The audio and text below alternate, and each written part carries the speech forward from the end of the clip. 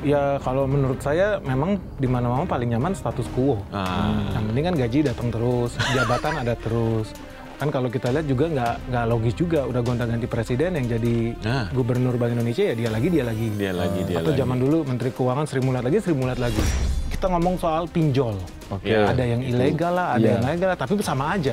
Semuanya ada logo OJK. Semua ada OJK. Iya, tapi semuanya juga merugikan. Gue beberapa pasar di daerah di NTT orang beli sapi harga 45 juta di pasar basah Pakai cash. Gila apaan ini gitu kan. Yang bener aja. Pasti nggak bayar pajak ini orang. Yakin gue. Kan gitu kan. Iya. Negara jadi rugi. Sistem kita yang selama ini sangat konyol ini cuma 3 bulan terakhir baru dikucurin. Orang udah kelelep gitu, udah habis gitu kan. Udah megam-megam. Aneh banget. Kayak nggak ada perencanaan gitu loh.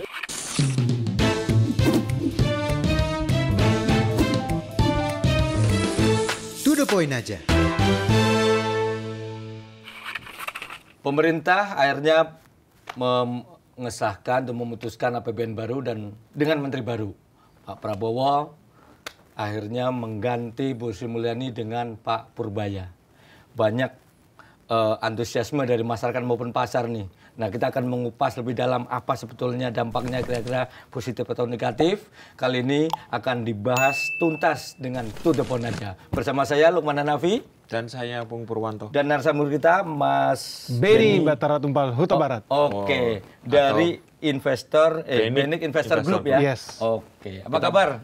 Sehat Bang Lukman. Oke, semangat ya. Semangat dong. Oke. Tadi APBN akhirnya disahkan 3.800 sekian lah. Nggak hafal detailnya. Kira-kira optimis nggak di 2026 nanti tuh? Oh, saya sangat-sangat optimis. Saya sangat optimis, saya sangat yakin GDP kita bakal di atas 5%. Kalau di atas 6% belum tentu, tapi di atas 5% saya yakin in this coming years. Semua indikator pun positif. Jadi mengarah ke sana. Jadi kalau kita, bahkan saya punya teori gini. Hari ini kan IHSG cuma 8.000 ya. Saya yakin IHSG bakal segera ke 10.000. Paling telat dalam jangka waktu 3 tahun lah. Paling telat. Pasti itu. Pasti akan tercapai. Dan kalau inflasinya di 2,5% 2026? Nah, itu pertanyaan, itu another story. Karena kan kalau pertumbuhan ekonomi biasanya inflasi ikut naik.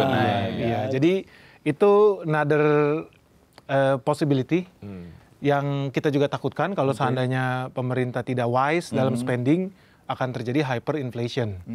Ada kemungkinan nggak ke arah sana? Jawabannya iya dan tidak. Tergantung bagaimana pendulum ini ditarik nih. Ketika dia tarik, apakah ekonomi overheating atau enggak? Tapi posisi hari ini kita masih di bawah 2,5%. Jadi inflasi kita itu sekitar 2,2%. BI itu sebetulnya masih punya spare itu sampai 4%. Itu overheat. Kalau masuk ke 3%, itu zona kuning. Jadi sejujurnya per hari ini posisi kita ya masih di bawah zona aman, sangat-sangat aman gitu. Yang menurut saya kalau terlalu lama bermain di zona aman, ada namanya segitiga moneter. Jadi mungkin Bapak Ibu udah pernah dengar juga ya. Bapak-bapak udah pernah dengar juga. Penonton juga ada. Penonton ada yang bingung. Penonton. Biar nggak terlalu tegang. Bener. Jadi ada segitiga triangle moneter itu suku bunga, pertumbuhan ekonomi, sama inflasi. Mana yang kita mau naikin? Kalau kita mau naikin suku bunga, kita naikin. Berarti orang makin mahal kredit di bank. Nggak bisa bisnis, nggak bisa buka cabang, nggak bisa hire lapangan kerja toh. Akibatnya pertumbuhan ekonomi berkurang. Tapi kompensasinya inflasi juga rendah. Sekarang goal kita mau apa? Kalau kita lihat Purbaya, sepertinya pro growth. Berarti yang di tengah dia akan main. Pertumbuhan ekonomi dinaikin. Kalau pertumbuhan ekonomi naik, suku bunga ya harus turun dong. Bisa jadi engine buat dia growth. Konsekuensinya ya inflasi pasti akan naik. Nah, tinggal dilihat stretch-nya. Seberapa besar kita bisa dorong pertumbuhan ekonomi ini sehingga ya inflasi ini masih berada di bawah zona aman. Kalau menurut saya pribadi, pemerintah harus ambil keputusan mengorbankan inflasi. Inflasi harus direlakan let go, naik karena kita masih ada spare.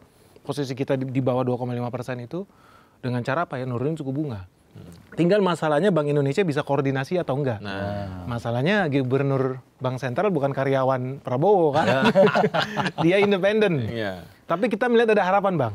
Ada harapan bukan artinya cawe-cawe ya. Tapi kita udah monitoring sistem permainan cantik dari tahun lalu. Ada 3 akademisi dari Universitas Jawa Barat menggugat undang-undang LPS. Mungkin orang-orang nggak pada tahu ya. Ini permainan cantik nih. Undang-undang LPS digugat. Pintu masuknya karena LPS itu penggajiannya masih ngemis-ngemis ke Menteri Keuangan. Aneh, katanya lembaga independen. KPK aja nggak ngemis-ngemis.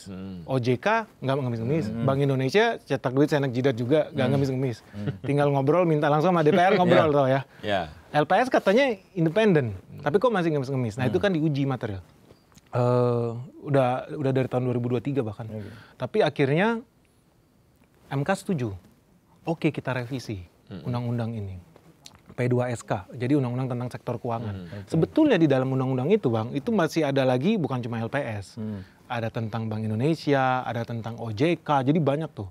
Nah, ketika ini masuk menang dari MK, MK kan kirim dong ke DPR, DPR lu rubah undang-undangnya nih. Soalnya udah di judicial review mereka menang. Nah, DPR lihat ini sebagai kesempatan. Kok cuma LPS doang yang kita ketak-katik nih? Bisa nggak kita geser? Kemungkinan BI sama OJK juga digeser. Ini mungkin teman-teman belum tahu ya. Ini permainan cantik ini menarik ini. Ini barang baru nih. Iya, menarik. Maksudnya diperlakukan sama dengan LPS. Kalau LPS kan cuma buat pintu masuk, buat ngutak-ngatik itu kan. Kan sekali, masa cuma ganti satu pasal soal penggajian. Boros dong uang negara kan. Sekalian aja meetingnya kita rubah yuk. Dan saya setuju. Jadi kan kalau Bank Indonesia itu tugasnya ada jaga moneter lah, inflasi lah, nilai tukar rupiah. Menurut saya gampang banget KPI-nya. The Fed itu punya KPI itu maximum employment. Artinya bukan cuma ngatur level suku bunga naik turun, no. Tapi lo harus lihat di dunia nyata orang itu terjadi nggak penciptaan lapangan kerja. Kan itu penting. Oh, itu KPI mereka ya? Itu KPI mereka loh. Di sini nggak ya? Enggak. Jadi mereka enak-enak aja santai-santai di Menara Gading. Gua butuh duit, gua tinggal cetak gitu kan. Menentukan sendiri lagi. Iya, menentukan sendiri lagi. Jadi, dan kalau mereka nggak achieve KPI, ini ngeri. Siapa yang ngasih skor? Kan independen. Siapa yang bisa bilang dia nilainya 90, kita aja kuliah aja ada IPK. Iya, betul. Kok mereka nggak ada? Nggak ada. Dan nggak bisa dipecat juga. Kan jadi aneh. Pertanggungjawabannya gimana? Ini jadi negara dalam negara. Jadi memang banyak orang bilang kalau yang ikut meeting sama yang tahu Komisi 11 sebenarnya, cawe-cawe, bocorannya pun nggak semua media tahu. RUU perubahan P2SK yang baru.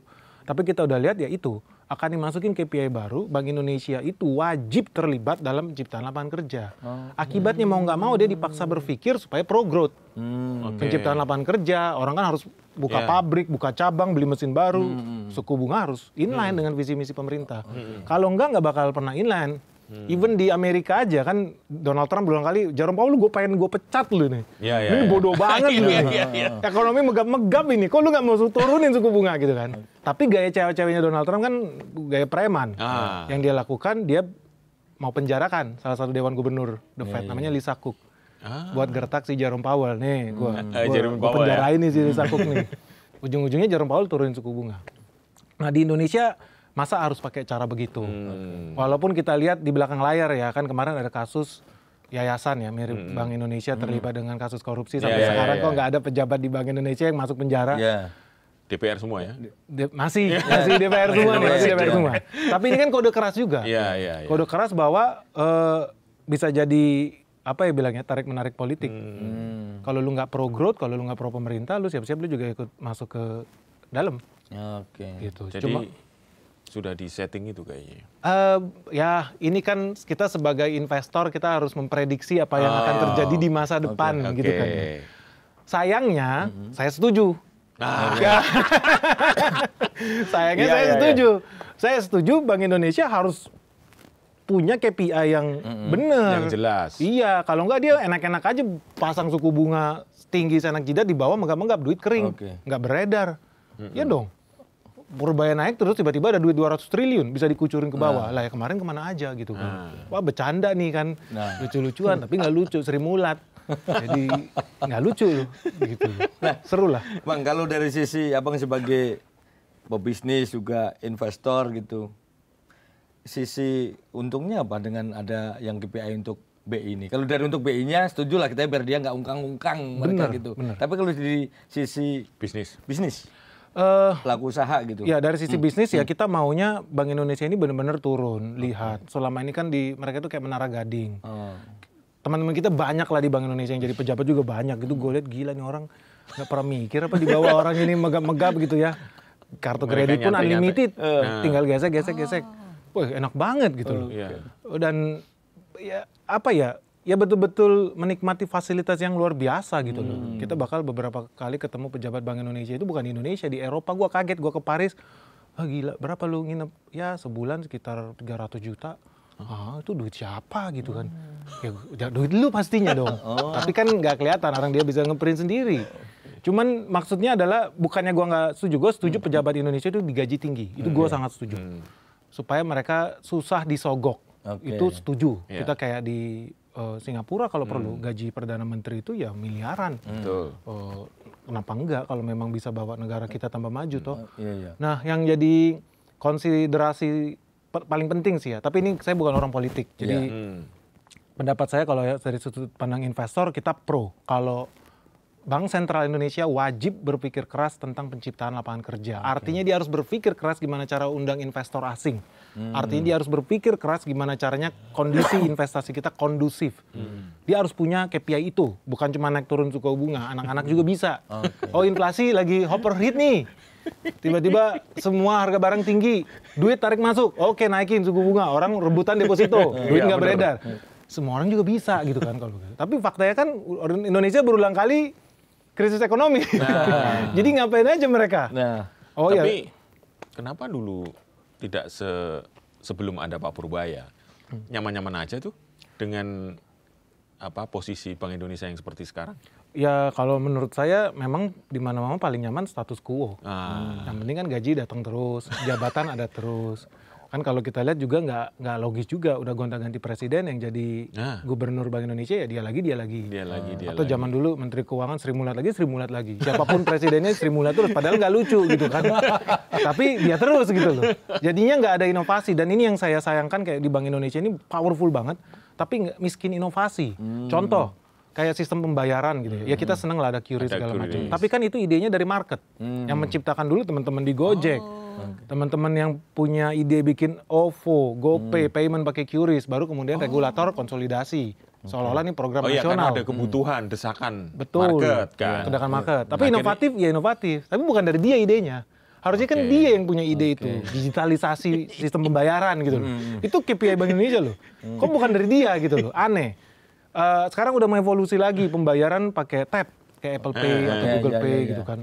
Dan kita harus, kenapa Bank Indonesia harus pikir itu? Karena dia itu harus memikirkan menghentikan peredaran uang kartal.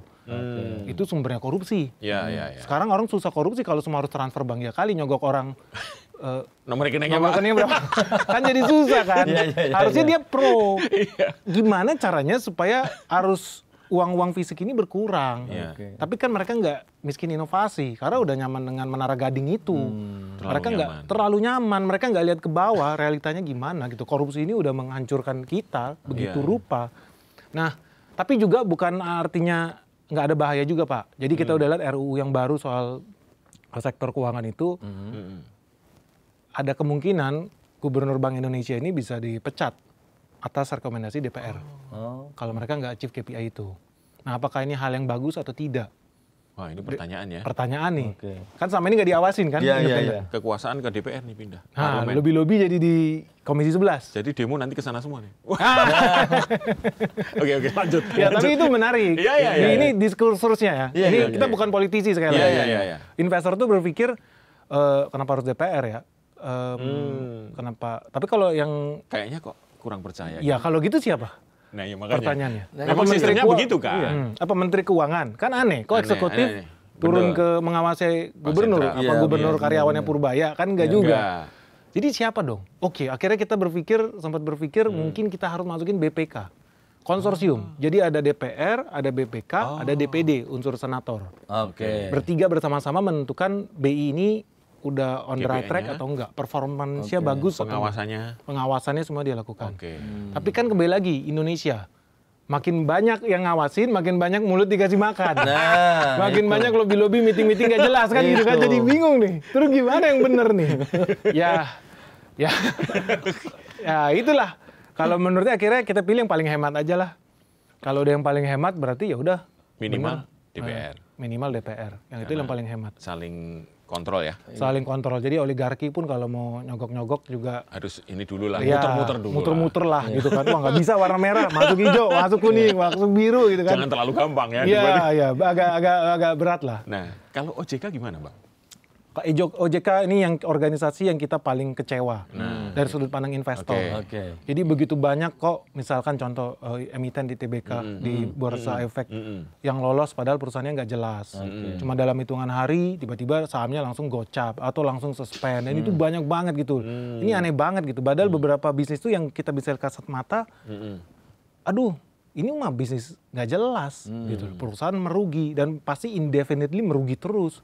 Banyak perusahaan yang nggak jelas gitu kok dibiarkan. Itu pertama. Yang kedua, kita ngomong soal pinjol. Ada yang ilegal lah, ada yang legal lah, tapi sama aja. Semuanya ada logo OJK. Semua ada OJK. Iya, tapi semuanya juga merugikan gitu loh, berbahaya juga gitu kan. Terus apa gunanya lo ada logo OJK, banyak kredit yang nyangkut, contoh kemarin tuh ada peristiwa Tanihub. Terus ada lagi Ivisery. Terus ini kan yang gede-gede, yang kecil-kecil banyak. Gitu. Orang udah taruh duit peer-to-peer lending, nyangkut nggak balik duitnya. Terus apa gunanya ada logo OJK? Lu tanggung jawab nggak? Loh, pertanyaan gini, orang kalau ngasih logo halal sembarangan tiba-tiba di makanannya ada babi, harusnya bertanggung jawab nggak orang yang ngasih logo halal? Atau ada yang keracunan, padahal ada logo BPOM, kan harusnya bertanggung jawab. Betul. Nah hal yang sama juga di sini dong. Orang udah ngasih duit nih ke perusahaan-perusahaan fintech misalkan ya, tiba-tiba kolaps atau kabur kemarin tuh ada yang ke Dubai.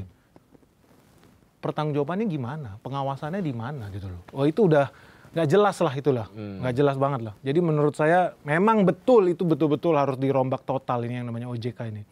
Menurut saya menyengsarakan. Jadi apa ada gunanya itu logo itu? Trusted gitu by OJK. Sama seperti kalau LPS, kalau menurut saya masih ada gunanya nih. Bukan gua buzzer si Purbaya ya. Udah ganti kan Agito ya. Tapi maksud gua itu minimal ada kerjanya. Maksud gua kalau banknya bangkrut, ya kita ada asuransi jaminan gitu ya. Memang kerjanya juga nggak sulit sih kalau LPS kan. Tapi kalau OJK memang dituntut lu kerja lebih sulit, lebih keras, lebih hardcore. Faktanya enggak. Masih banyak orang pinjol-pinjol ilegal bertaburan tuh, terus apa gunanya ada pengawas keuangan? Kira-kira kalau mau ditambah KPI untuk OJK apa, Bang? Kalau menurut saya bukan ditambah KPI sih. Udah terbukti gagal. Udah terbukti gagal. Jadi nggak usah ditambah. Nggak usah ditambah, bubarin aja selesai. Terus mungkin yang kita perkuat yang lain gitu loh. Atau balikin fungsinya ke Bank Indonesia misalkan. Supaya dia bisa ngawasin seperti dulu. Tapi Bank Indonesia yang sudah di setting sedemikian rupa sehingga yang ada saling kontrol tadi, gitu ya? Betul. Jadi dia bisa kembali menjadi all powerful bodies, tapi bukan artinya tanpa tanggung jawab. Mereka tetap harus ada, ya kan itu duit rakyat juga untuk ujung-ujungnya, walaupun dia cetak duit ya. Ngerasain inflasi kan kita semua. Ya harus ada pertanggungjawaban ke situ dan harus ada yang ngawasin sih. Kenapa nggak misalnya sekalian ikut didorong di situ aja Bang? Yang sekarang kan lagi dibikin rancangan undang-undangnya kan untuk ke BI itu kan ada KPI dan sebagainya. Rombak aja sekalian kalau kata Bang tadi OJK nih nggak ini dibalikin, ya kan dibalikin harus pakai undang-undang kan paling tidak. Iya betul, gitu. setuju kita. Memang ya saya sih pengennya itu segera dirubah lah di sana karena ya lagi-lagi ya kita kan pengen lingkungan investor ini makin bagus. Kalau enggak orang gimana? Makanya kalau kita lihat ini aneh pertumbuhan investor di ISG misalkan. Hari ini belum ada nyampe 20 juta. Bursa udah sekian berpuluh-puluh tahun di Indonesia. Tapi kalau ngomongin misalkan kripto, investasi yang nggak jelas, yang absurd gitu, beli koin out of the blue, tinggal coding-coding keluar koin. Investornya sekarang di Indonesia udah lebih dari 30 juta orang. Hanya dalam hitungan mungkin nggak ada 11-12 tahun. Kan aneh. Berarti kan rakyat nggak percaya dengan platform investasi yang dipersiapkan pemerintah itu. Malah percaya sama alat investasi yang absurd itu, koin-koin aneh, NFT lah, koin-koin micin, tapi malah jumlahnya lebih gede. Berarti kalah kalau dalam konsep bisnis, ini kalah persaingan. Berarti ada yang nggak bener di sini, sehingga orang nggak ada trust. Nah, persis tuh. Nggak ada trust loh, ini bahaya. Kepercayaan ya berarti ya? Iya, dan ini bahaya, kenapa bahaya banget? Kalau makin banyak rakyat Indonesia taruh duitnya di koin-koin micin, investasi-investasi, sebenarnya investasi bodong loh. Terus duitnya kabur lah, mungkin pergi ke Kamboja lah, mungkin pergi ke Rusia. Itu artinya rupiah kita kan hilang. Duit kita ditarik gitu loh. Ih, ngeri banget. Dibandingkan duit kita taruh ke perusahaan lokal yang bonafit, yang kompeten. Kita berkontribusi dalam pembangunan negara. Perusahaan TBK lokal kita banyak yang bagus. Perbankan banyak yang bagus gitu loh. Kenapa nggak taruh di situ? Ya karena nggak ada trust. Iya. Akibatnya taruh di perusahaan-perusahaan, bukan perusahaan, bahkan koin-koin nggak jelas gitu loh. So ini aneh dan akibatnya harta kekayaan kita ini kan masa depan ya. Duit mereka bisa pakai buat beli KPR, ambil rumah, kredit motor, kredit mobil, membangun perekonomian nasional. Betul. Tapi sekarang nggak, duitnya pergi ke Rusia, duitnya pergi ke Kamboja. Kok kita tutup mata? Iya. Aneh. Karena nyaman-nyaman tadi ya. Iya nyaman, nyaman, betul. Tapi gini Bang, andai kan ini skenario ya, andai kan Pak Purbaya dengan segala manuvernya yang selama ini kan dilihat, misalnya Bang Benik ya, investor cukup baik, ketika kita melihat juga wah ini perlu didukung juga lah sementara untuk. Nah sementara kalau BI-nya tetap begini gimana Bang? Memang BI ini harus direformasi otak ini memang. Bank ini sih harus direformasi gitu loh, betul-betul.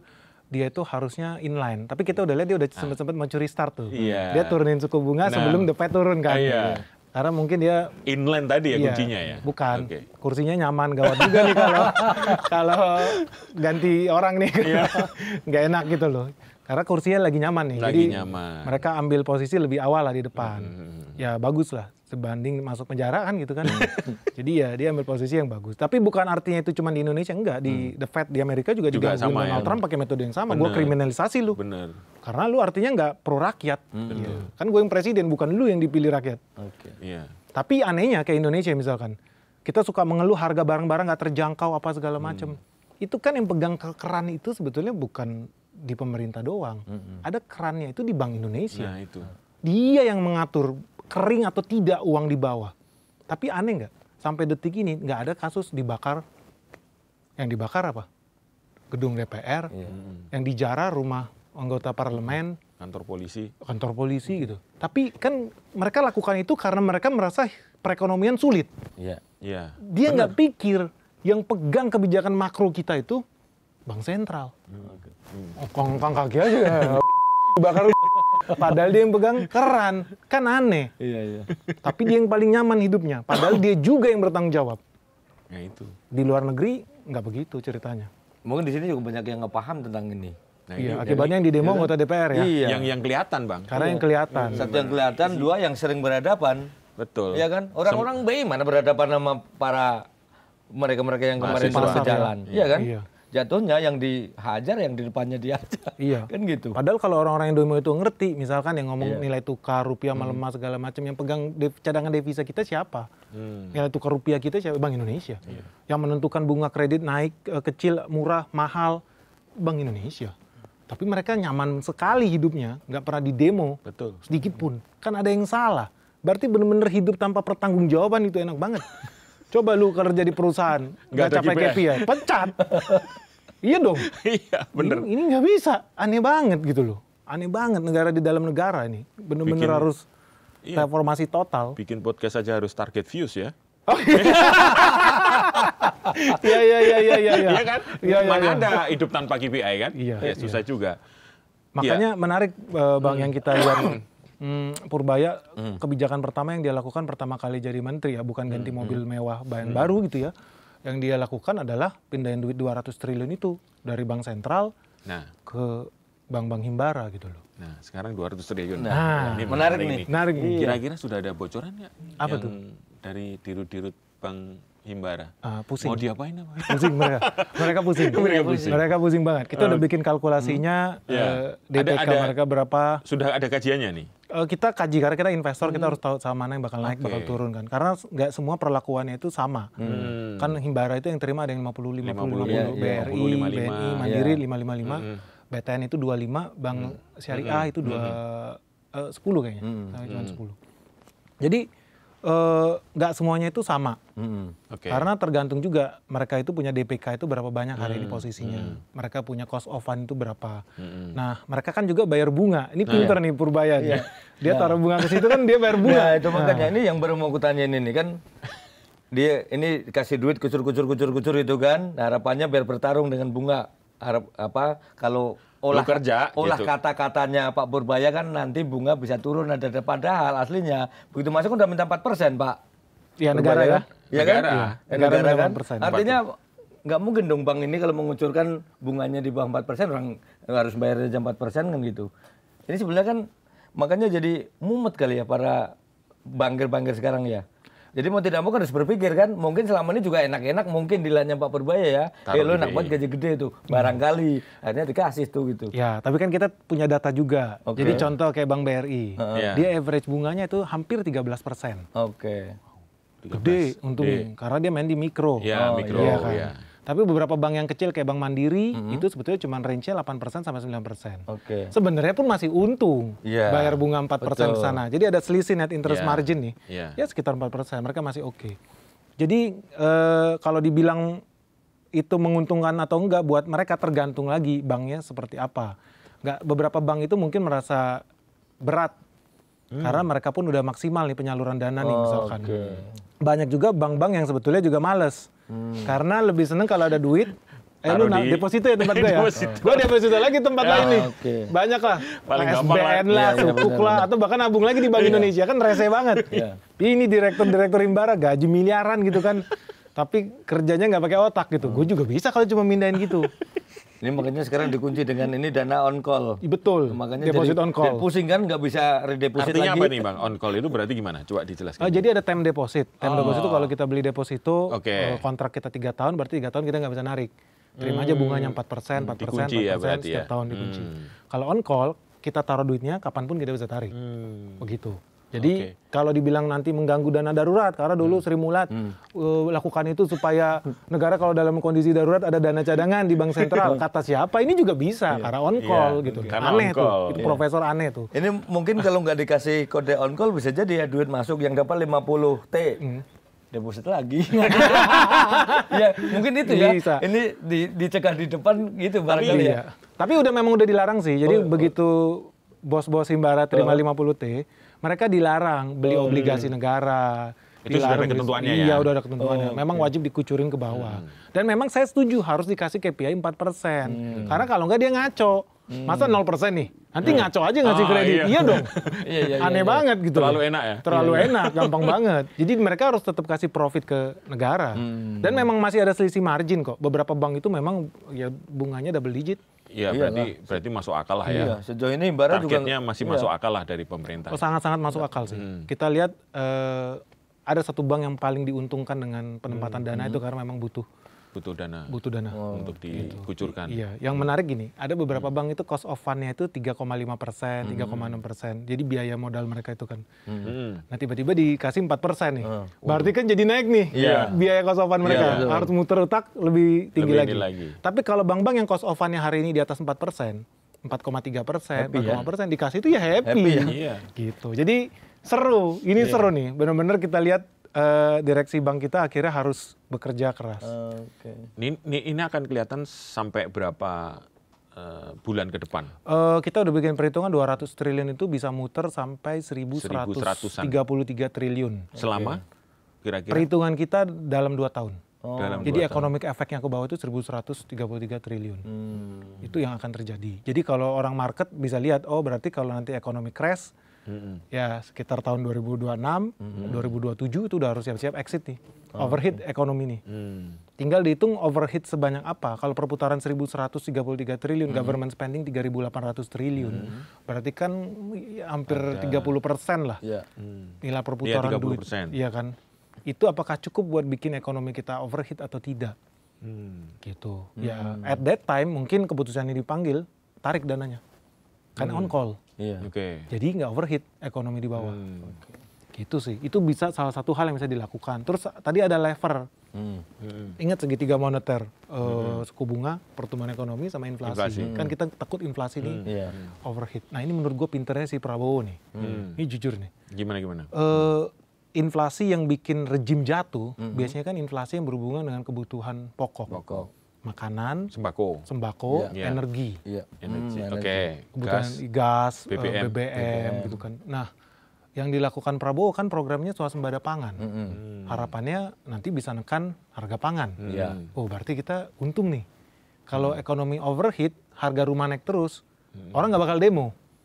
Tapi kalau harga beras naik terus, minyak goreng naik terus, orang mungkin demo. Iya, betul. Iya kan? Kalau harga sepatu naik terus, orang nggak demo. Betul. Jadi dia udah tahan di depan.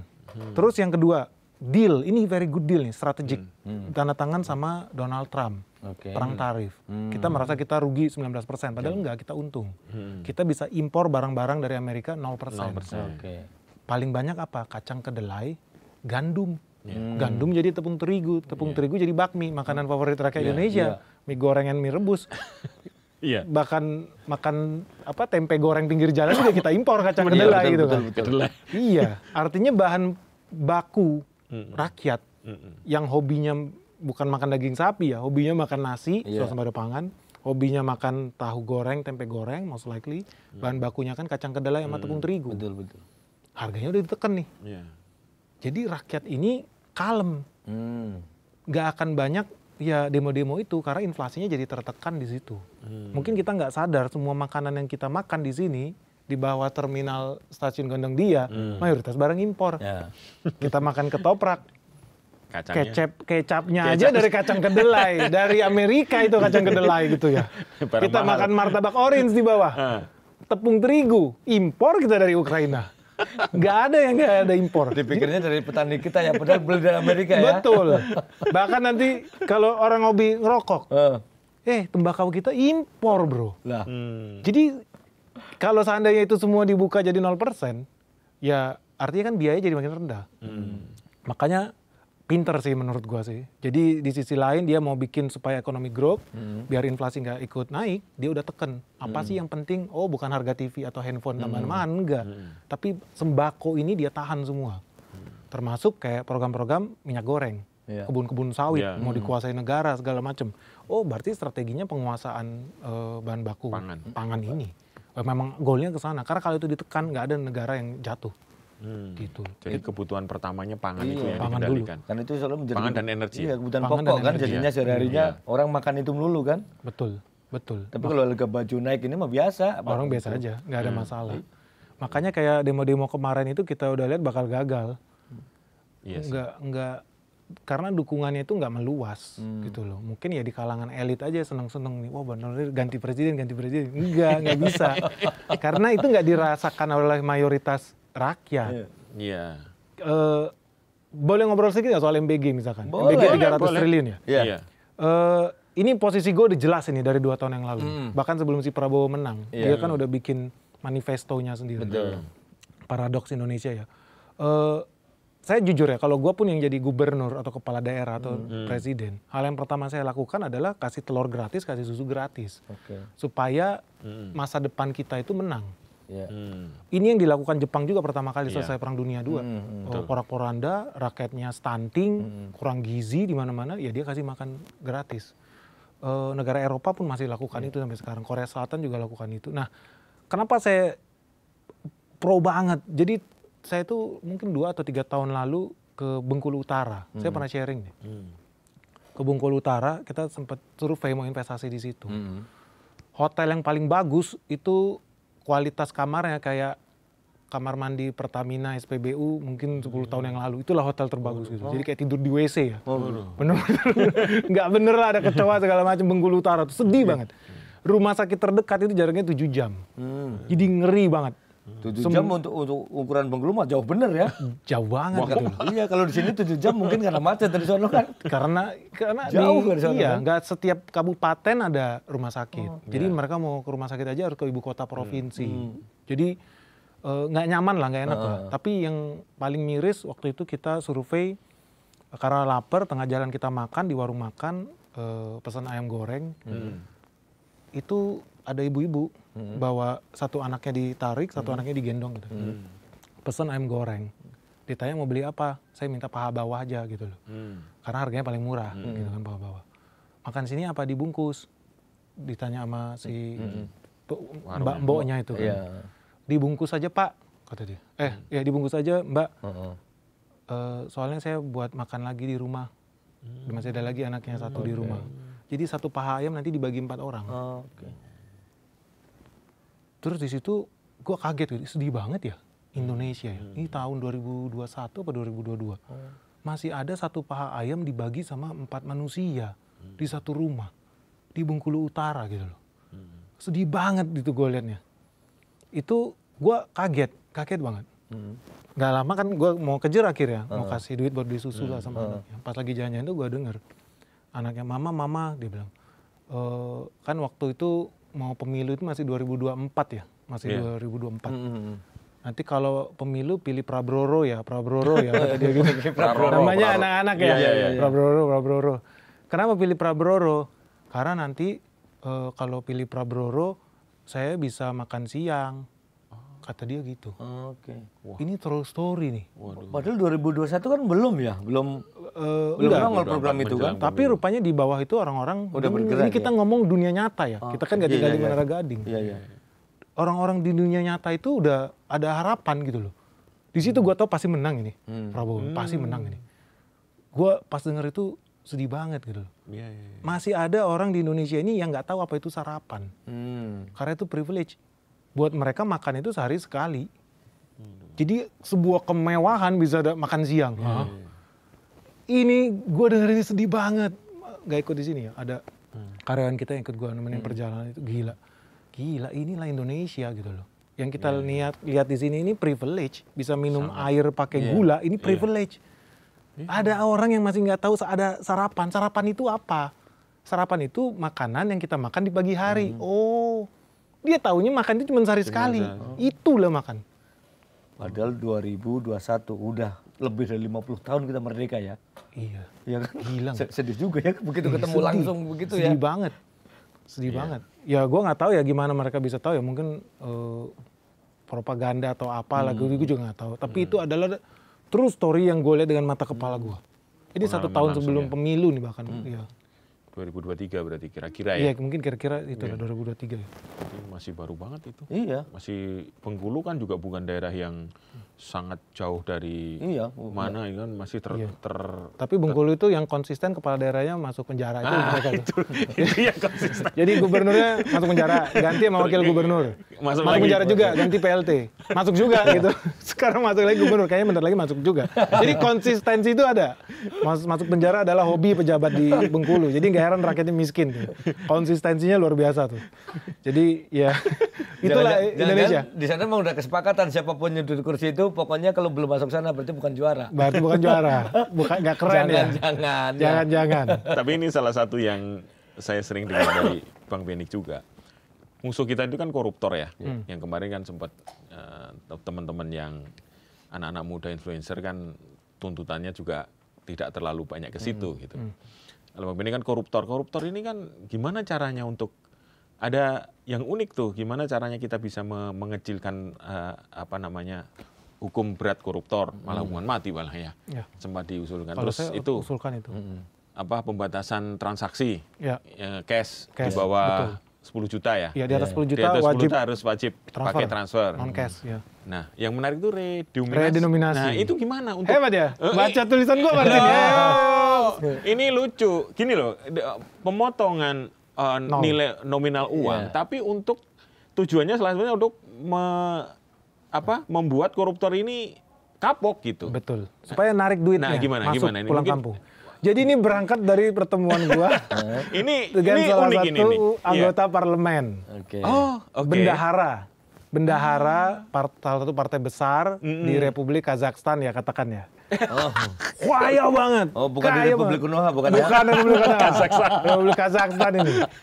Terus. Ini gue diundang datang. Oke. Masuk ke rumahnya. Kan kayak gue kan diundang ke perumahan gitu. Iya. Masuk ke perumahan gue tanya, oh ini perumahannya bagus ya, banyak ininya gitu. Tengah-tengahnya ada kebun binatang gitu, bagus ya. Gue tanya satpamnya, Pak, rumah Pak ini mana? Ini rumahnya. Oh bukan, maksud saya mau ketemu rumah Pak ini, di mana rumah? Ini rumahnya. Maksud Bapak, ini rumahnya.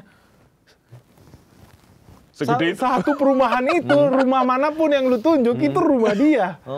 Jadi gila, gede banget. Orangnya mungkin tahu marah kali ya. Tapi gue kaget. Ada kebun binatang, burung merak jalan-jalan di sana. Waduh, buset kaya banget lah anggota parlemen. Dan gue tahu dia banyak perusahaan, banyak usaha-usahanya di daerah-daerah gitu. Gajinya karyawan itu cash. Kan jadi pertanyaan, karena kan gue ngobrol-ngobrol juga, tiap bulan nanti kita harus pergi ke tempat bapak, bawa karung. Jadi bawa karung, lu bayangin kalau dia punya 60 perusahaan, 60 karung dia harus datang gitu kan, bagi-bagi bayar cash. Di situ kan ada indikator bahwa kenapa sih dia harus pakai cash? berarti kan mungkin ada masalah dengan sistem perbankan nasional gitu kan ya. Atau jangan-jangan memang duit cash itu disimpan di balik tempat tidur. Kan gitu. Nah, gue positive thinking aja gitu kan ya. Tapi indikasi positive thinkingnya adalah bayangkan kalau ada 1.000 orang seperti ini, yang duit cashnya ada di belakang kasur gitu kan ya. Tiba-tiba keluar program redenominasi Benix. Tujuannya menghilangkan 3 nol di belakang itu. Kalau duit lu nolnya masih kebanyakan, nggak berlaku. Lu harus bawa ke bank. Ditukar. Ketahuan dong. Lu duit lu dari mana nih? Lu cuci duit apa lu korupsi apa gimana nih? Kan iya dong. Pusing dong orang-orang kayak begini. Ya, tapi kan kita baik. Ya udah lu bawa aja ke bank, tuker duit lama yang nolnya kebanyakan dengan duit baru yang nolnya dikit, tapi di korting ya. Gitu, di korting 70% misalkan. Dibanding nggak berlaku? Iya dong. Nah, negara untung nggak? Negara untung. Kalau menurut estimasi aja ada duit 3.000 triliun hasil korupsi. Let's say balik 50%. Negara dapat 1.500 triliun. Wih, lumayan banget. Hampir setengah APBN cuy. Bahkan kemarin kita waktu wawancara Pak Said Didu, ada 7.000 triliun yang tidak masuk sistem. Ini kita lagi ini dari ada di bawah tempat tidur nih. Judi online dari narkoba gitu-gitu. Itu gila loh kalau memang 7.000 triliun. Ini seru kan? Kalau bisa pulang kampung gitu loh. Tapi saya yakin kalau itu bisa diwujudkan, saya yakin banyak duit yang pulang kampung dibandingkan tax amnesty. Dibandingkan tax amnesty. Tax amnesty pun udah terbukti gagal, orang juga nggak mau. Tapi kalau ini duitnya tiba-tiba hangus, nggak bernilai 100.000, mau nggak mau lu bawa, pasti. Prabowo lu dapet duit gratis nih dari gua tuh, menarik tuh. Nah ini gue senang kenapa? Karena kita ngomongin soal sistem jadinya. Jadi tuntutan kita ke parlemen, ke negara, policy kan, policy. Dibandingkan yang bikin sama anak-anak influencer itu turunkan Saroni, apalah Saroni gitu lah. Turunkan Ekopatrio gitu kan. Gaji DPR, aduh itu kan kecil banget gitu. Itu orang per orang. Tapi Saroni kemarin udah dibagi-bagi tuh di kotak. Oh iya, dibagi-bagi. Kebagian nggak? Nggak kebagian, belum sampai sono udah bubar. Udah habis ya. Itu bagian kecil dari sebuah sistem yang mesti dibereskan betul. Kan kita harus lihat mereka itu cuma orang per orang. Kalau kalian punya teman-teman di anggota DPR pun pasti tahu anggota DPR itu cuma karyawan. Cuman tools. Kalau orang nggak suka sama ketuanya diganti PAW selesai lu. Iya. Tapi kan redenominasi ini kan sempat muncul juga beberapa tahun lalu. Betul. Tapi kok kayaknya hilang lagi gitu Bang? Waktu itu memang momennya nggak pas karena takut supaya inflasi. Karena bisa jadi misalkan harga barang kita bilang 37.000 gitu kan. Kalau nolnya dihilangin, bulatin aja jadi 40 gitu. Ya jadi naik dong. Ya kan pembulatan. Kalau zaman dulu ya mungkin begitu. Tapi zaman sekarang banyak orang bayar pakai QRIS. Bisa nggak bikin 37.500 setelah redenominasi? Bisa, 37,5. Cekling, selesai. Nggak perlu bawa pecahan lagi, gocap 50. Kalau zaman dulu memang orang bakal pembulatan ke atas lah. 37.500 dia bikin 38 biar gampang kan. Sekarang nggak perlu. Jadi contoh kayak beli misalkan, kita sebut merek lah. Kita makan burger lah di Amerika. Harganya pasti nggak bulat. $4,17. Jadi ada sen. Ada masalah? Nggak ada masalah. Kita pun bisa bikin yang sama gitu loh. Harga barang misalkan tadi 37.500 jadi 37,5 bayar. Selesai. Jadi itu betul-betul ada yang bilang bakal terjadi inflasi atau enggak, menurut saya enggak. Malah keuntungan kita adalah orang jadi makin susah korupsi. Udah jelas makin susah korupsi. Orang mulai bertanya-tanya, lu bawa duit cash kemana? Gue punya cerita bagus nih, zaman dulu di Belanda mau kuliah. Supaya beli kan duit nggak banyak ya, jadi cari laptop pun gue pergi ke website barang bekas. Ada namanya Marketplaats di sana, marketplaats.com. Di sini mungkin kayak OLX lah, toko barang bekas online. Gue akhirnya beli di situ. Oh cari laptopnya ada yang murah, masih bagus. Harganya diskon 70%. Bawalah duit mungkin sekitar 300 euro lah zaman itu. Transaksi di stasiun. Pas gue mau bayar, yang gue mau bayarin takut. Hah, kenapa bayarnya cash? Saya nggak berani. Takut dia. Karena dikira ini transaksi uang apa ini? Uang haram apa gua habis nodong di mana apa jual ganja kah? Takut. Jadi lu bayangin orang di sana takut, gua mau bayar 300 euro. Takut. Karena udah mentalitasnya tidak bisa cash. Nggak bisa gitu loh. Aneh. Even mau beli barang ke supermarket di sana, ada namanya Hoogvliet di sini mungkin setara kayak apalah mungkin market range market. gue mau bayar 50 euro atau 100, ditolak sama mereka. Nggak berani mereka. Literally nggak berani. Apa ini gitu loh. Lu mau cuci duit kah? Lu hasil tindak kejahatan kah gitu loh. Se-aware itu mereka. Nah kita nggak ada kesana, kita aneh, konyol banget gitu. Gue ke beberapa pasar di daerah di NTT, orang beli sapi harga 45 juta di pasar basah pakai cash. Gila apaan ini gitu kan. Yang bener aja, pasti nggak bayar pajak ini orang, yakin gue. Kan gitu kan. Iya. Negara jadi rugi. Iya. Negara yang dirugikan. Karena gitu. nggak masuk sistem keuangan negara. Nggak kan? masuk ke sistem keuangan negara yang dirugikan. Nggak terdeteksi. Betul. Padahal dia pasti bawa sapi itu ke pasar pakai truk, pakai fasilitas negara, menikmati aspal yang mulus itu, menikmati pelabuhan, kapal pelni yang harganya didiskon, tapi dia nggak bayar pajak. Jadi banyak juragan-juragan sapi omzet miliaran nggak ada bayar pajak. Aneh, ya nggak bisa terdeteksi karena duitnya duit di luar sistem keuangan gitu. Aneh. Betul. Tapi kalau mereka sudah dengar mau ada kebijakan itu kan ini orang-orang yang punya akses gitu ya. Nanti tiba-tiba wah saya belikan dulu nih emas, belikan dulu mata uang dolar Amerika, dolar Singapura gitu gimana? Oh gampang. Gimana? Lakukan pembatasan. Pembelian. Iya. 1 bulan masa penukaran. 1 bulan Antam tahan barang, nggak ada masalah. Emas nilainya nggak busuk, nggak bekarat. Kan kita 1 pintu nih emas kita nih di Antam. Tutup keran, nggak usah jual. Tahan aja, ada masalah nggak. Orang nggak makan emas juga nggak ada masalah. Tahan itu 1 bulan. Transaksi foreign currency dibatasin kecuali buat bisnis PT. Orang ekspor impor batu bara atau orang ekspor impor barang dan jasa, jelas. Tapi tiba-tiba Benix kucuk-kucuk nggak pernah transaksi ke Singapura, kalau tiba-tiba $7 juta dia kirim atau belanja duit, itu kan kedeteksi loh. By the way kita mau beli foreign currency aja, bank itu lapor ke bank sentral. Betul. Tiap minggu mereka kasih laporan. Kita Berapa jual ya? dolar berapa, kita jual dolar Singapura berapa, jual euro berapa. Jadi bisa dideteksi itu. Itu nggak ada, itu super simple lah. Simple ya? Iya, langsung tutup keran, selesai. Money changer langsung ditutup dulu, selesai. Berarti kalau itu perlu kita dorong dong nih, Redominasi. Iya. Kita hitung minimal kalau kata si Said Didu berapa? 7.000. 7.000. Kalau kita 3.000 lah. 3.000 ya? Iya, 3.000 triliun itu bisa balik ke negara. Tapi ya harus ada cashback juga ya buat koruptor. Lu rela gak koruptor dapat cashback 30%? Tapi dibanding enggak loh, gue pikirannya itu aja sih, dibanding Daripada enggak. dapat duit. Iya, pemerintah dapat duit, ya bisa dibilang kita melegalkan tindak kejahatan, ya apa bedanya sama teks amnesti yang kemarin sebenarnya. Iya. Kan sekarang sebenarnya udah sampai kampung-kampung juga kan QRIS sudah masuk. kan, udah masuk gitu. Iya. Sudah. Iya. Jadi mungkin bisa pelan-pelan kalau kita dorong untuk mencegah itu kan paling tidak ditarik dulu duitnya itu. Betul, Iya kan? harus pulang Yang di kampung bawah itu. bantal di Nah, itu dia. bunker-bunker itu harus dikeluarin dulu ya. Iya. Atau kita buat tidak berlaku. Kita buat tidak berlaku, kan ngeri kan. Gawat gue udah. Gawat udah satu nyewa mobil. ruangan. Iya, karena paling tidak kan gambarannya gini. Mungkin tidak semuanya ya. Kita disclaimer nggak semuanya lah. Tapi contoh Iya. aja kemarin ketika Roni kan, itu kan begitu rumahnya di ini, ternyata ada duit itu loh. Mungkin yang modal-modal gitu di Indonesia juga Banyak gitu loh. Nah, banyak di Jakarta makanya. Selatan. Tuh.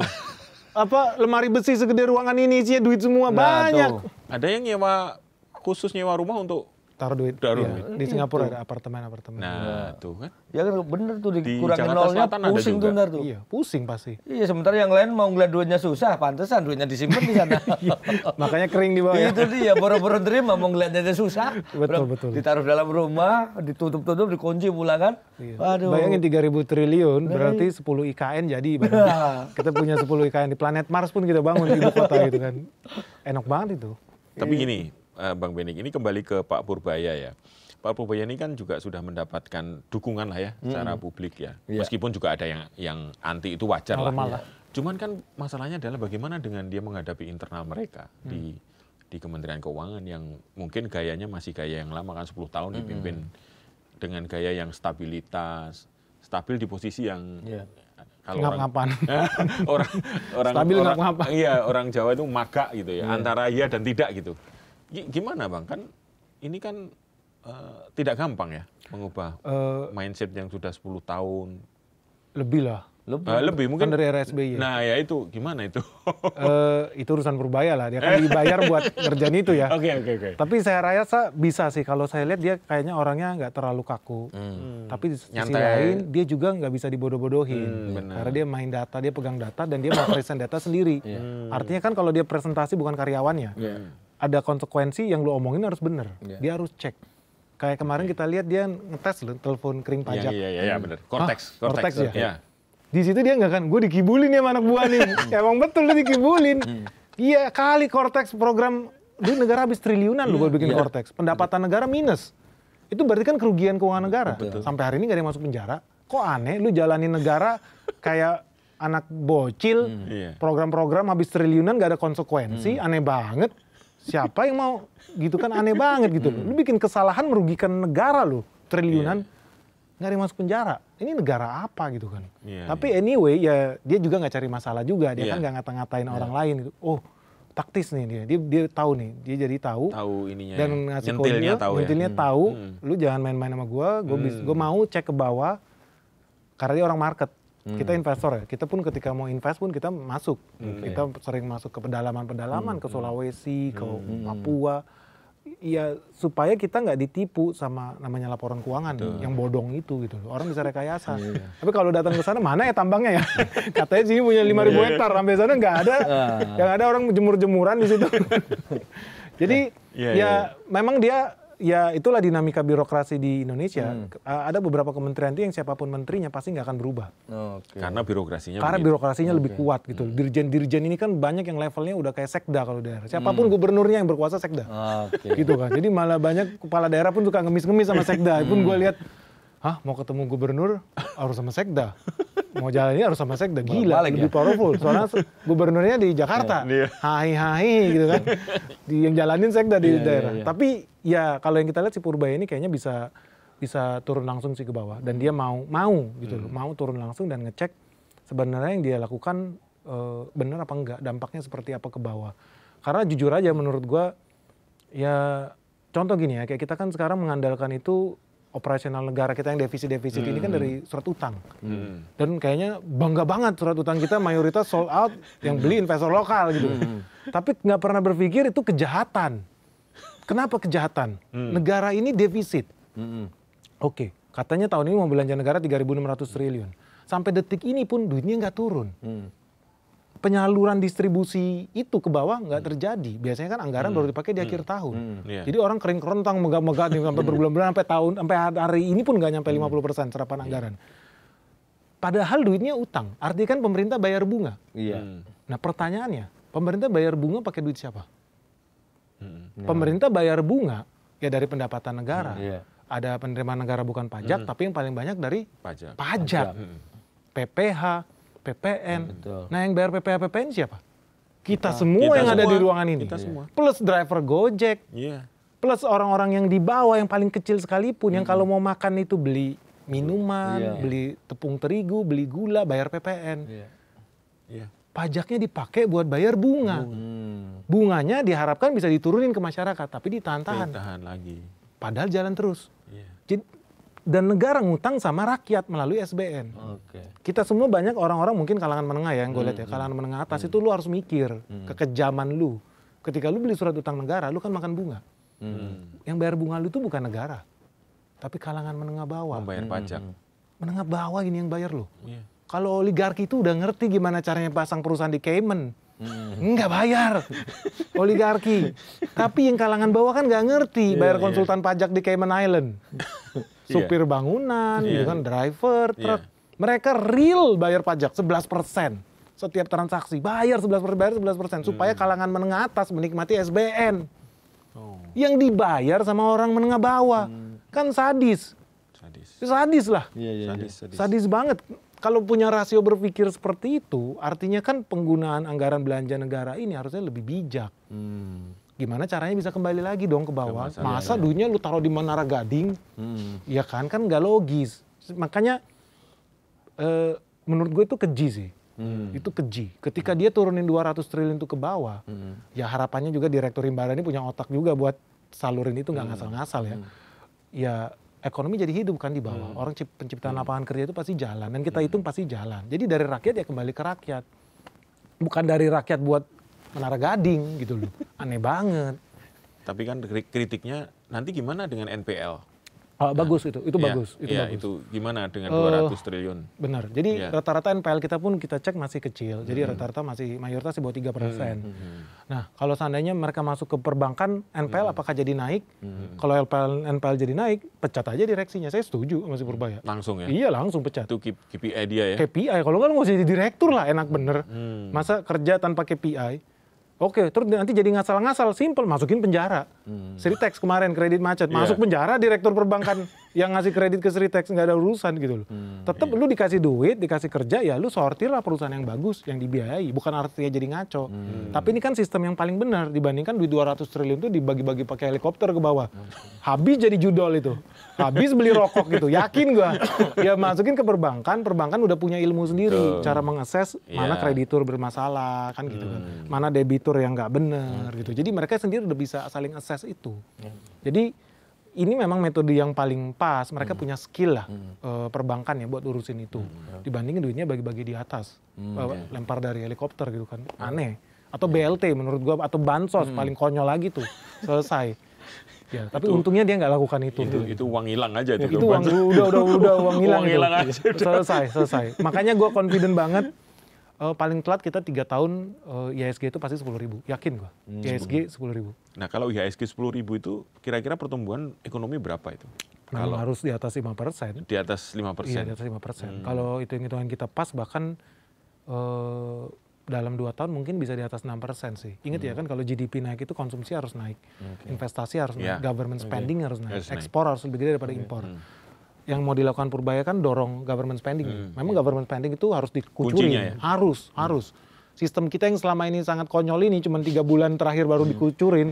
Orang udah kelelep gitu, udah habis. Udah megap-megap. Aneh banget.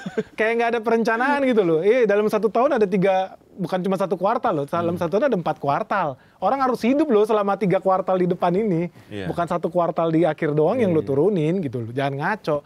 Tapi kan bertahun-tahun kayak aneh banget sih negara kita ini kan. Ya itu yang mau dia rubah, government spending. Jadi kalau itu bisa lebih meratakan, pertumbuhan ekonomi kita bisa lebih konsisten, jadi lebih terukur. Lah orang kalau udah megap-megap baru dikasih makanan, hidup lagi. Tapi kapan dia bisa keker kayak Aderai gitu ya, kalau nggak konsisten tiap kuartal itu turun terus, bisa biar sehat lah. Terus investasi jadi juga lebih menarik. Kenapa investasi jadi lebih menarik? Karena kalau government nggak spend, orang ngapain buka hotel baru? Iya dong. Siapa yang mau isi kamar kita gitu kan? Orang siapa mau buka pabrik baru, buka jalan, buka jembatan, buka restoran, beli mesin baru gitu. Orang nggak bakal mau jadi invest. Sama yang benar-benar harus ditekan sih ekspor sih kalau menurut saya. Kalau konsumsi pasti naik lah. Dengan 200 triliun itu konsumsi naik. Jadi pertumbuhan ekonomi semua bagus. Tinggal ekspor nih. Ekspor yang benar-benar pemerintah harus galakkan, dan ini konsekuensinya pemerintah harus berani melakukan deregulasi. Deregulasi maksimum. Semua yang menghambat peraturan ekspor berantas. Pangkas semua. Termasuk ormas. Kan konyol, kayak kemarin kita lihat BYD mau investasi bikin pabrik listrik triliunan di Subang, gagal. Kira-kira ada orang demo-demo, kan konyol banget. Chandra Asri Petrokimia mau buka di Tangerang, triliunan juga. Gagal karena ada ormas pengusaha minta duit, gue dong dapat menang proyek. Iya kali, lu harus ikut tender lah. Namanya perusahaan kan yang paling efisien yang menang. Iya, bukan yang paling semangat malak yang menang, kan enggak dong, yang paling efisien yang menang. Nah ini kan harus diberantas. Ya bisa apa enggak? Itu saya jadi pertanyaan. Gitu. Tapi memang pemerintah udah harus berani pro eksportir, harus berani.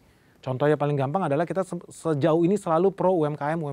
Padahal penciptaan lapangan kerjanya mungkin kelihatannya banyak. Tapi apa bayar pajak? Contoh martabak pinggir jalan, apa iya karyawannya dibayar UMR? Gua yakin di bawah UMR. Kalau di bawah UMR gimana cara dia lapor pajak? Nggak bisa.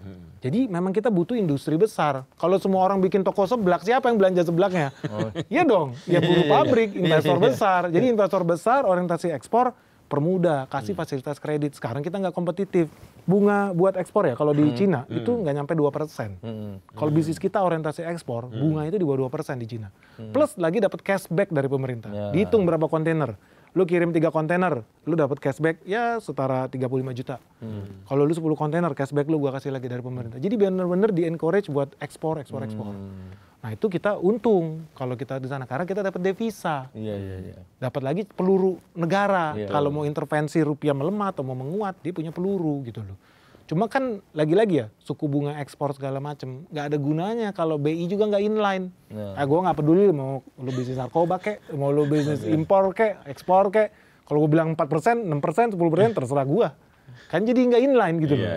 Aneh. Iya, BI lah. Jadi BI adalah kunci dong. BI adalah kunci. Tapi sampai detik ini nggak pernah di demo. Gitu. Makanya santai-santai aja gitu loh.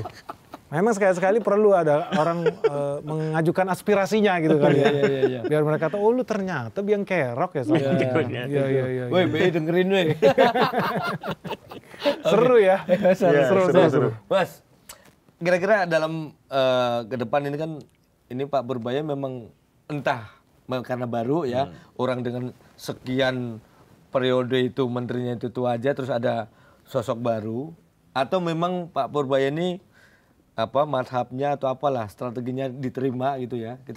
Saya bukan ahli ke situ tuh. Tapi peran saya adalah gaya-gaya beliau ini kan memang agak cowboy gitu ya, tapi menurut saya sih agak ada yang berbeda lah. Kita lihat enak ketika tadi di DPR gitu ya, dan ngebaca selama ini kan ketika penyampaian APBN itu selalu tegang gitu kan. Dia tadi kan ada jok-jok, samperin gitu kan asik gitu loh ini. Nah tapi bukan itu yang mau saya tanya. Menurut Mas Bendik sebagai yang sudah sehari-hari ada di bergelut dengan investasi, ekonomi, makro dan sebagainya, kira-kira ada gebrakan apa lagi dalam waktu dekat dari Pak Purbaya? Masa gua ini lu nanya bocoran, gimana caranya kita bisa tahu? Nah, siapa tahu namanya ini sudah menganalisis kayaknya akan kesini-sini setelah 200 triliun ya barangkali. Kalau yang kita lihat ya, dan ini memang harus dilakukan pemerintah, itu penurunan suku bunga. Itu satu, itu wajib tuh turun terus. Yang kedua, yang udah pasti ini nggak ada negosiasi sih. Memang pemerintah itu bakal harus, menurut saya pribadi ya, pajak itu harus diturunin. Ini butuh nyali nih buat nurunin pajak. Karena percuma ya, misalkan kita mau bikin pajak itu 12% PPN misalkan, atau pajak penghasilan mau dinaikin lagi. Begitu kita setor, kita setor nih, semua orang di sini bayar pajak. Kita setor ke pemerintah. Pemerintah bisa nggak spending itu wisely? Faktanya kan enggak. Malah kena korupsi iya, bocor iya. Terus kalau keluar akhir tahun itu nggak efisien ya. Akhirnya spending yang nggak jelas, bongkar pasang trotoar gitu kalau di daerah. Setahun 2000 kali bongkar pasang trotoar, nggak jelas. Jadi the worst investor in the world itu government. Kita disuruh patungan cuy, 10% ya nyetor ya ke negara ya, 10%. Taruh. Negara nggak bisa ngapa-ngapain, nggak becus. Menurut saya, dan ini udah berulang kali dibilang sama Charlie Munger, ini mitranya Warren Buffett. Dia bilang sebetulnya bisa jadi ibu rumah tangga itu investor yang lebih wise. Negara dikasih duit 10% dari kita semua, dia nggak becus kelola itu. Apapun negaranya. Tapi kalau dikasih ibu rumah tangga, duit ini gua tahan dulu lah, soalnya 3 bulan lagi mau bayar uang sekolah anak. Duit ini gue tahan dulu lah, soalnya nanti mau beli susu. Atau duit ini gue harus spending nih, mau beli vitamin anak lagi sakit atau apa. Ibu rumah tangga itu lebih tahu duit itu buat apa. So kalau ditanya, jauh lebih bagus duitnya itu disetor ke negara yang nggak bisa ngapa-ngapain juga. Dan dump spending ujung-ujungnya. Kenapa nggak dibiarin di rumah tangga? Jadi duit berputar di bawah. Bayangin kurangin 1%. Kali berapa ribu rumah tangga di Indonesia ini. Peredaran uangnya pasti jadi lebih hidup di bawah. Pasti dia spending, mungkin dia hari ini mau beli permen kah, beli gado-gado kah, beli popok kah, beli obat kah, kali berapa ratus juta ibu rumah tangga di Indonesia. Ekonomi itu hidup. So next yang harus dilakukan sama Purbaya, either dia motong pajak atau naikin PTKP. PTKP PPh 21 itu orang-orang yang bayar pajak menurut gua sekarang udah kekecilan sih. Sekarang itu minimal 10 juta lah. Jadi teman-teman yang harusnya gajinya di bawah 10 juta itu menurut gua nggak usah bayar pajak lah. Lu pun bayar pajak gak ada gunanya juga sebetulnya. Negara juga nggak ngerti gimana cara puterin itu. Udah ujung-ujungnya dia tabung di Bank Indonesia kan. Gitu doang. Gitu iya. Ya udahlah kasih aja lah. Teman-teman ini yang paling tahu. Punya gaji 10 juta, 10% kan sejuta misalkan. Udah biarlah mereka yang lebih tahu mereka spending kemana. Pasti mereka spend, pasti ekonomi lebih hidup. 1 juta yang mereka tadinya setorin ke negara ya. 1 juta, kalau kali 100 juta orang, gila udah berapa ratus triliun. Setiap bulan muter 100 triliun. Wih, ekonomi efeknya gede banget. Itu. Kalau yang ini, yang Pak Purbaya itu juga, apa sih kemarin yang protes cukai ya? Cukai rokok ya kalau nggak salah ya? Cukai. Yang ketinggian jadi biang kerok Fir'aun lo, ekonomi juga tuh. yang Fir'aun lo gitu. 57%. Iya, Cukai rokok iya. kan gitu kan. Abang ngerokok ya? Saya enggak. Ngerokok nggak? Saya ngerokok. Oh, ngerokok ya? Tapi pertanyaan adalah emang segitu signifikan ya untuk mempengaruhi ini ya? Kalau kita lihat data sih malah ketika cukai dinaikkan, kalau kita bandingkan sama 5 tahun lalu, naik sih pendapatan cukai negara. Jadi ketika cukai dinaikkan ya cukai naik juga. Cuman ini jadi redistribusi ekonomi. Kalau zaman dulu yang untung itu adalah oligarki rokok. Sekarang adalah jagoan-jagoan rokok ilegal yang berkolaborasi dengan aparat penegak hukum. Bener. Gitu kan. Jadi kita sih lihatnya ini adalah redistribusi ekonomi. Jadi muncul orang-orang kaya baru nih di Kediri nih. Tingkat kelurahan, tingkat kecamatan, tingkat desa. Itu redistribusi ekonomi melalui rokok ilegal. Apakah kita setuju dengan itu? Tidak. Gitu loh, itu tidak. Tapi satu yang dicatat, di sini gua berseberangan dengan Purbaya. Di sini gua nggak setuju dengan Purbaya. Kalau dia mau nurunin cukai rokok, gua sangat tidak setuju. Menurut gua cukai rokok harus dinaikkan. Bahkan bukan cuma sama ya, tapi harus dinaikkan lagi, dinaikkan terus. Kenapa? Karena salah satu kebocoran anggaran di Indonesia bukan cuma soal korupsi, tapi pengeluaran buat BPJS Kesehatan. Kan harus diukur BPJS Kesehatan. Kita minus ratusan triliun buat penyakit-penyakit yang ada hubungan dengan rokok. Penyakit paru-paru, jantung, tumor, stroke. Itu semua berhubungan dengan rokok gitu loh. Lu harus hitung berapa ratus triliun kerugian negara di situ. Kalau seandainya itu dicoret, penghematannya kan bisa dipakai buat tempat lain gitu loh. Apakah worth it gitu kalau seandainya cukai itu dihilangkan? Nah, argumentasi orang-orang pecinta asap rokok yang cita-citanya mati muda, mereka selalu bilang adalah kami ini apa? ini penyumbang negara.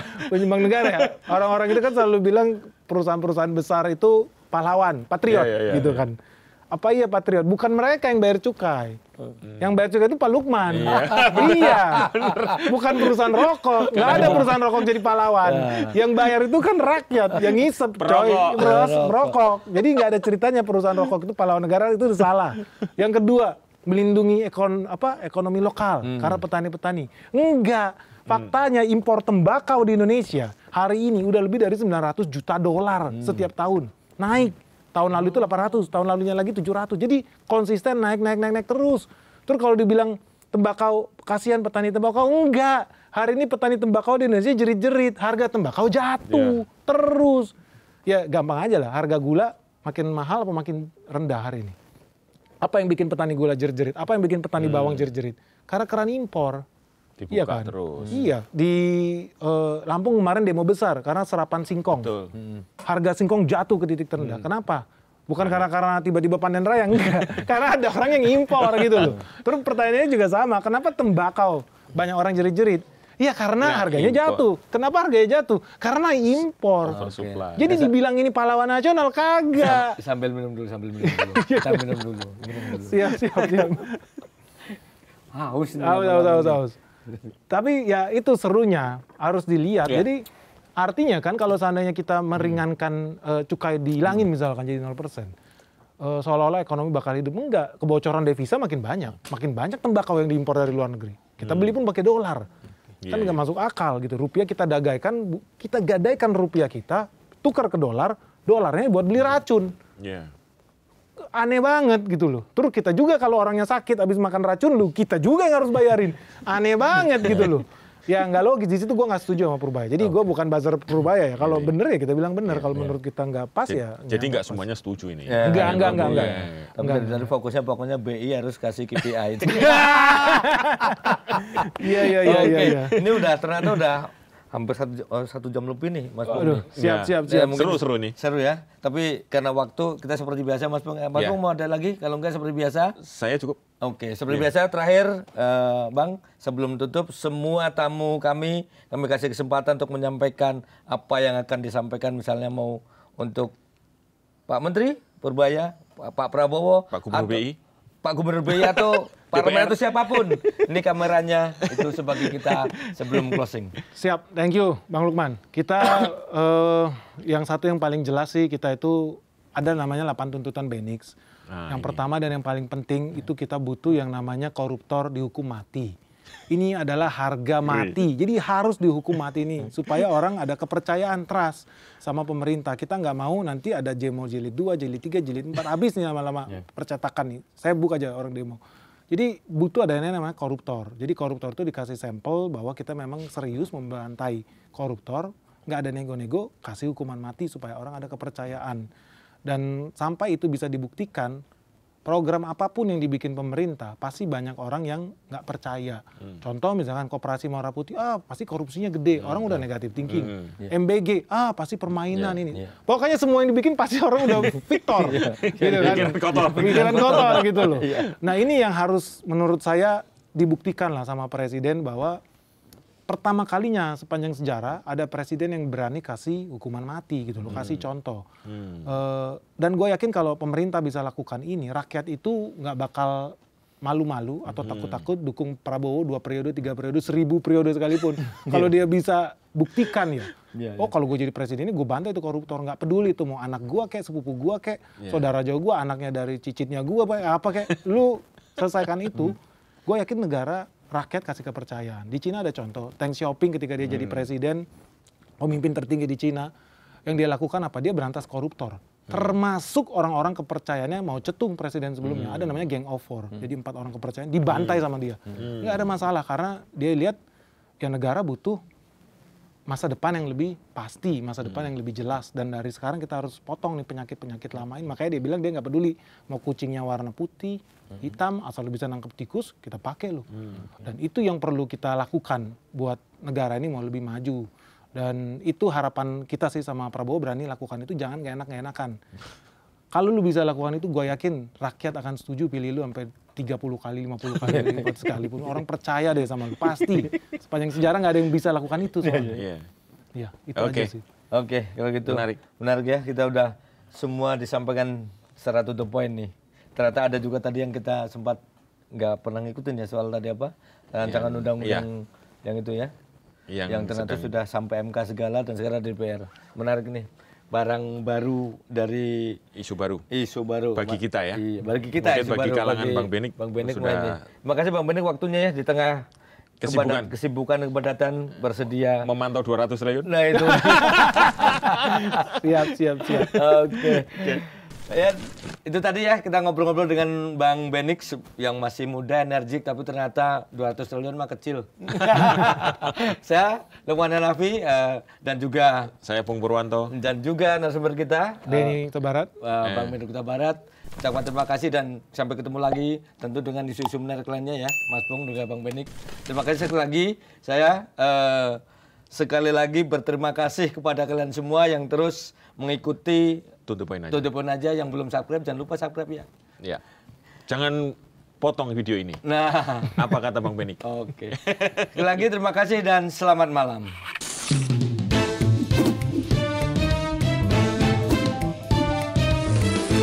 To the point aja.